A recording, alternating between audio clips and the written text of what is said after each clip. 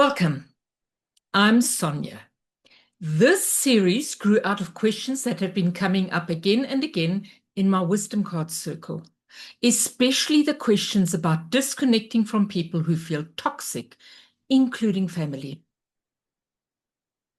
Over the past few videos, we've explored several situations where estrangement can be good and sometimes a necessary choice.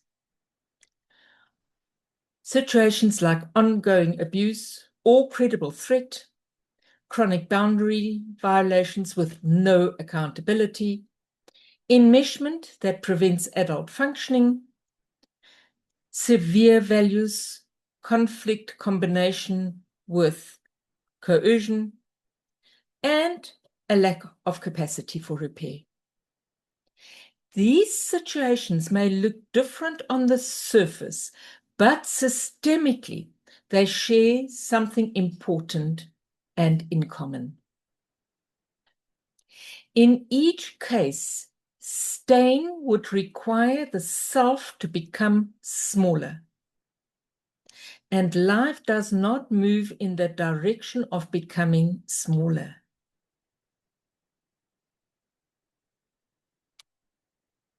From a systemic perspective, estrangement is justified when relationship no longer supports life. Not because people are bad, not because someone failed, but because the conditions needed for healthy relating are not present. Sometimes there is danger, sometimes there is no respect, sometimes there is no room for adulthood, sometimes there is coercion, and sometimes there is simply no capacity to repair. In all these cases, the system is not asking the individual to endure. It is asking for clarity. Estrangement is often misunderstood as rejection. Systemically, it is more accurate to see it as withdrawal of participation. A person steps back not to punish, not to connect, and not to erase the family. They step back because staying would mean betraying their body, their integrity, or their ability to live fully. This is not a moral act. It is a life-preserving one. Many people carry deep guilt about estrangement. They wonder if it means they didn't love enough, try hard enough, or forgive enough.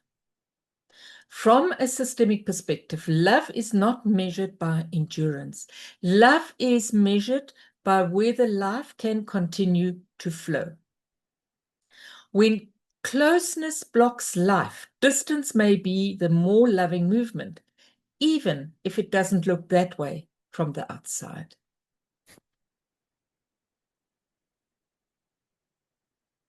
Let's look at the inner work that follows distance. What matters most systemically is not whether someone stays or leaves, but what happens inside afterward. Distance gives space for the nervous system to settle, space to feel what could not be felt, space to stop carrying what never belonged to you. Healing in this sense is not about changing the family. It is about no longer being in a fight with the family system inside yourself. Across all these situations, a clean inner movement often sounds like this. I see what is. I accept what is not possible here. And I step back so that life can continue through me. This sentence does not blame. It does not judge, and it does not close the heart. It simply places responsibility where it belongs and frees the self to move forward.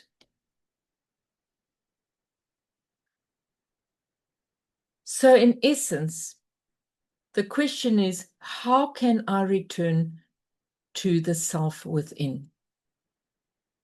Estrangement, when it is justified, is not the end of belonging. And it is not the end of the healing journey. It is a pause, a boundary, a clearing. And from a systemic perspective, healing does not require closeness. It requires truth. It requires clarity and the willingness to stop living against yourself. You are not wrong for stepping back, and you're not required to decide forever. Life moves in seasons, and the system responds to honesty. Take what resonates, leave the rest, and trust that your system knows how to find its own balance. I look forward to seeing you in the next video. Until then, be safe. So if you want to continue on this journey and want to learn more about this specific topic, click on the subscribe, click on the bell so that you don't miss out on any of the future conversations that I am going to put forward in this series. I look forward to seeing you again. Be safe until then.